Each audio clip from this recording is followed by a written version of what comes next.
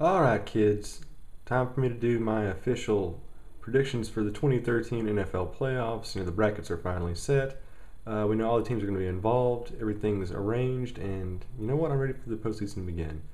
Let's start off with the wild card division: Cincinnati against Houston, Indianapolis, Baltimore, Minnesota, Green Bay, Seattle against Washington. What I did for this was I actually came up with a list of 6 criteria right over here. If you can see that. We'll go over it momentarily. 6 criteria, both offensive and defensive stats that I think would give a team an advantage in head-to-head play. And I decided to do something a little bit different than just saying, oh, well, this team has more points per game, therefore they're going to win, or they have a better, just consistent defense as far as yards go.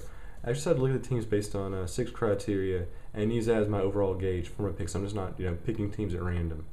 So basically what we're looking at here is momentum heading in the playoffs. We saw it with Green Bay a couple of years ago. We saw it with the Giants definitely last year.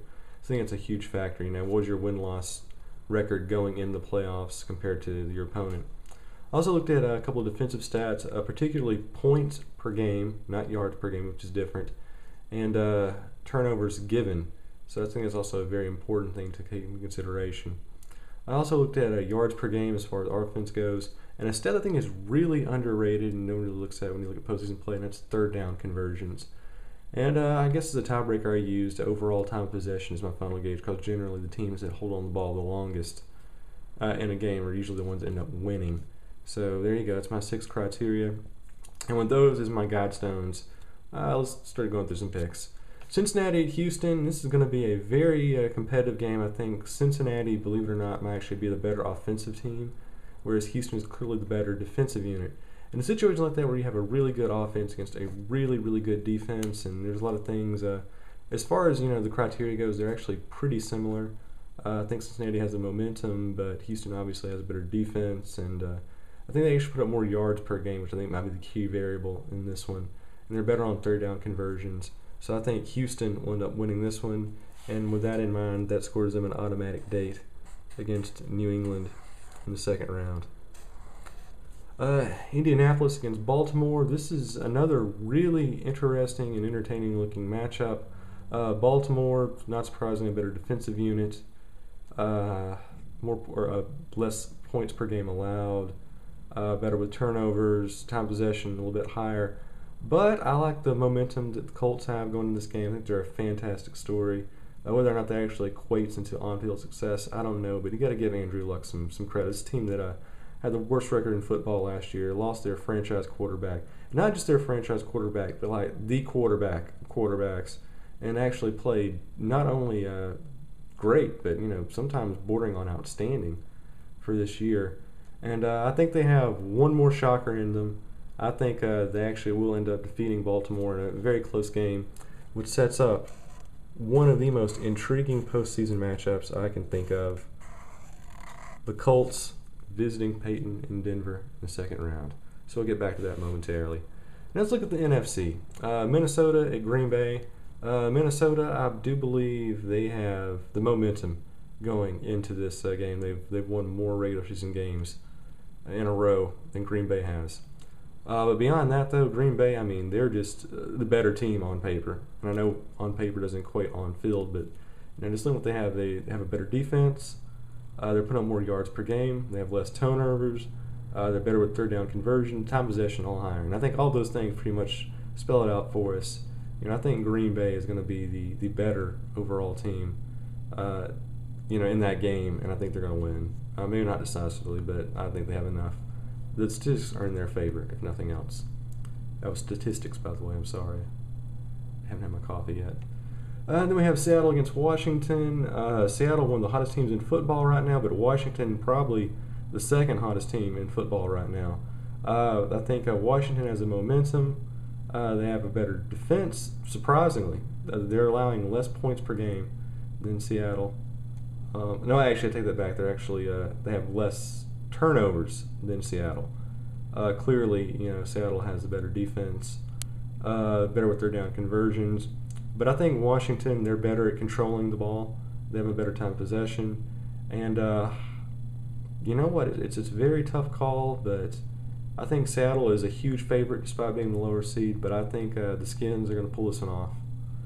So That gives us a date with Atlanta against Washington, San Francisco, and Green Bay in the second rounds.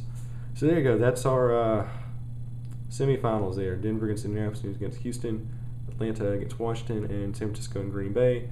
Start with the NFC this time, Atlanta against Washington. This is going to be another fantastic looking matchup on paper. Atlanta actually beat Washington early in the year, so I think that could be sort of a spoiler for what's coming up.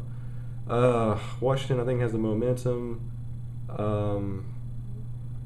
but yeah, everything else, Atlanta, more offensive yards per game, better third down conversions, better time possession.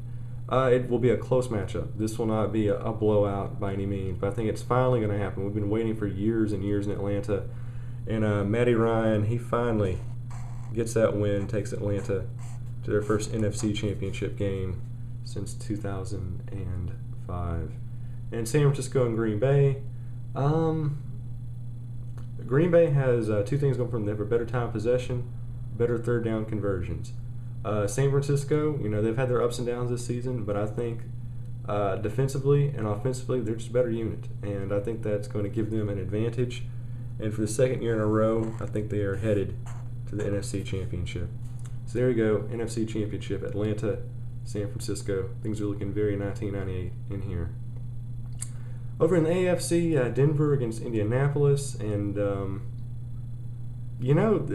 Colts story has just been so amazing and entertaining this year, and this is a really intriguing matchup, and crazy things have happened in the playoffs.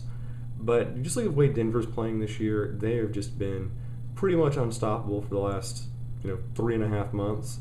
And as good as the Colts are, and as impressive as they have been, I think Denver is a much better unit. And if you look at the stats, momentum, defense, offense, turnovers, third down conversion, time possession, all this says Denver should win this game. And like I said, crazy things can happen, but at the end of the day, I'm going to go with the safe scientific pick and go with Denver in what might be a surprisingly close contest. New England against Houston. We saw New England just beat the crap out of Houston a while back, and I think it's going to happen again. Houston, you look at the stats, as far as momentum goes, total points per game, offensive yards per game, turnovers, third down conversion, time possession. Once again, all this says New England should win this game, and they should win it pretty easily, I think. Probably one of the bigger blowouts of the postseason. So there we go. AFC Championship, New England at Denver. NFC Championship, San Francisco at Atlanta. And let's see. Start with the AFC first. Denver, I think they have the better overall defense. If I'm not mistaken, they're allowing less points per game. They might have the momentum, but New England, come on, y'all, they're New England. Better offensively, posting more yards per games, better with turnovers, better with third down conversions, and better with time possession. I think it's going to be a very close game. And this might be the kicker for a new rivalry. This might actually be the new Patriots-Colts rivalry we're seeing right here. But, close game. And I got to say, I'm going to go with New England as our AFC representative in the Super Bowl. And then over at the NFC, San Francisco, definitely a better defensive unit, better with turnovers. But Atlanta, I think if they can just get that one win over Washington, they can really kind of steamroll over San Francisco. I think they're a far better team offensively. They got better receiving weapons. And as good as the Niners' defense is, I just don't think it's enough to kind of stop Matty Ice at this point. So, I think it's going to happen. Going to go with the Homer pick and say that the Atlanta Falcons, for the first time since 1998, returning to the Super Bowl.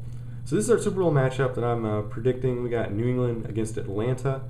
And, I see this being kind of a bloodbath. I don't really think the Falcons really will stand a chance in this matchup if it goes down. One thing I can give them, Atlanta, they do seem to have a better defense. They're allowing less points per game. Whether that's enough to stop the New England offensive juggernaut, I'm not really sure. And this is a really unusual game because very rarely do you have offensive juggernaut against offensive juggernaut go down in the Super Bowl. And I think this is going to be a very high-scoring affair, if nothing else. That said, I think it plays out a lot like the Atlanta-Denver Super Bowl from a couple of years back, where Atlanta, struggles to get the run game going, and Tom Brady just zoops over and over again. And I think they walk away with this one, a very facile Super Bowl, and probably their largest margin that they've posted since the Tom Brady years. So there you go. Not exactly the most exciting or dangerous pick, but I'm going with the one that seems the most statistically significant and rewarding, and that's why I pick the New England Patriots to be your 2013 Super Bowl champions.